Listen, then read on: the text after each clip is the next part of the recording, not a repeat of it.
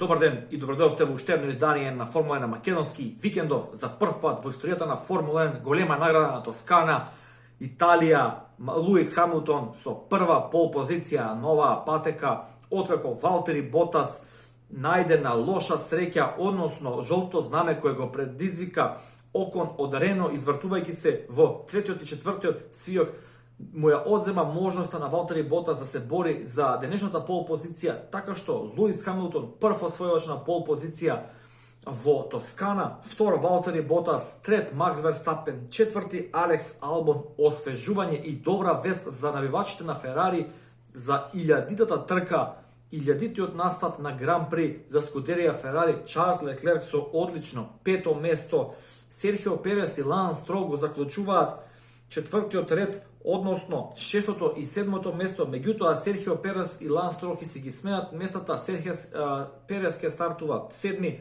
Ланс шести, бидејќи Серхио Перес има казна од едно место за он инцидент со Кими Реконен на вчерашните тренинзи. Даниел Рикјардо од Рено 8, Карлос Сајнц од Мекларен 9. Мекларенот надвор од форма овој викенд, споредбено со минатиот викенд во Монца. Естебан Окон, кој не успеа да постави време 10. 11 ќе стартува Ландон Норис од Мекларен и така натаму.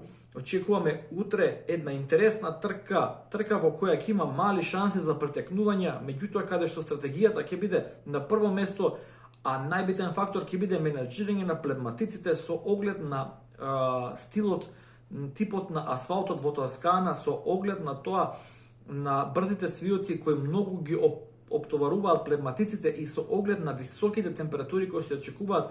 Очекувам 2 минимум, можеби и некоја стратегија со 3 пит стопа, особено за оние кои ќе стартуваат од првите редови и кои ќе стартуваат на најмеката компонента на гума.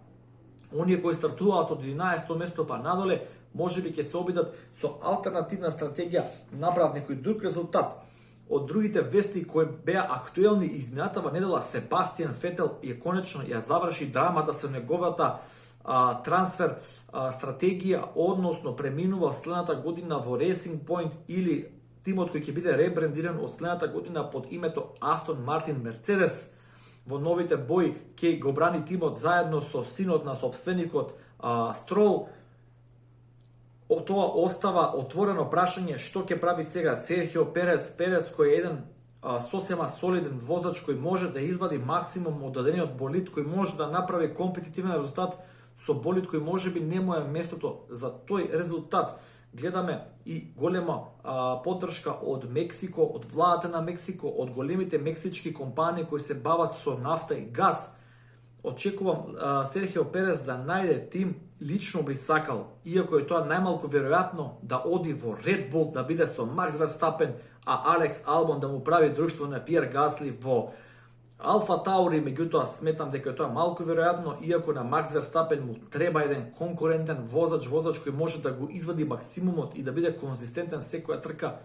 Гледаме дека Алекс Албон и Пиер Гасли во тоа седиште на Red Bull играат топло-ладно, односно не може да ја вада таа константа како што ја вади Макс Верстапен. Останува да видиме Кими Реконен дали ќе оди во пензија, дали Нико Хулкеберг ќе се врати, која ќе биде возачката двојка на Хас, Алфа Таури и би рекол Алфа Ромео. Тука се тие 6 места кои се во игра. Сите сме скоро сигурни дека Луис Хамилтон, иако формално нема подпишан нов договор, останува во Мерцедес.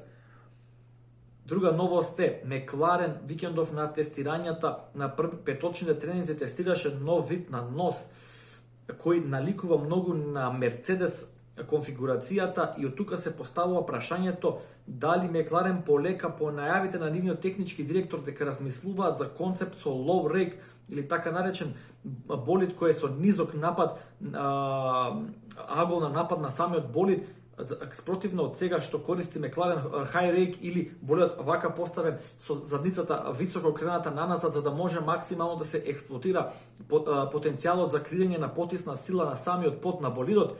Следната година знаеме дека FIA направи неколку промени во правилата каде што болидите ќе мора да ги скратат своите подови, односно оној дел од половината на болидот од кај сајд подот, крилата кон задните плевматици ќе бидат доста редуцирани. Па така Мекларен и размислува да премине на low rake концепт со тоа што преминува и на моторна единица на Мерцедес, а Мерцедесот е па створен за таква шасија може би ова е прв знак дека следната година ќе видиме некои изненадување од страна на Макларен. Може би е тоа премногу голем ризик да се менува концептот на болид кој е во развој веќе неколку сезони за само една сезона, а потоа се наново од 2022 со новите правила, или може би едноставно е само некој компромис, некој решение за да се донесе повеќе проток на воздух по тој нос и подобро да го храни така наречено тој под, за да генерира поефикасна потисна сила, а при тоа да не генерира драк, односно аеродинамичко завлекување, со еден збор да го направи болидот да биде по аеродинамички ефикасен.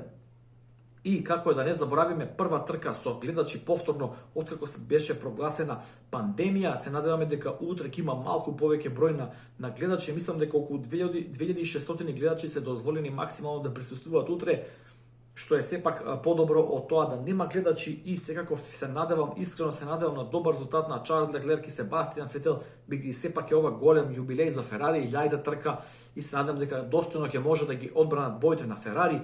Не заборавете, утре со почеток од 15 часот и 10 минути по македонско време, голема награда на Тоскана, прва. Очекуваме интересен старт, имаме огромна стартно целна рамнина и очекувам пеколна борба со температурите и со одржување на пневматиците на вистинското ниво за потребниот перформанс да биде присутен.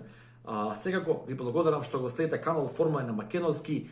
Во коментар што мислите кој ќе победи утре, дали Мерцедесот е соперлив, дали можеби Red Bull со подобро менаџирање на пневматиците има шанса да го повтори овој резултат кога Макс Верстапен победи, дали некој трет можеби има од надвор шанса, некој чудо да се случи како што видовме мејатата недела во Монца. Како и да е, се гледаме утре повторно после трката со коментар, анализа и се останато. Поздрав!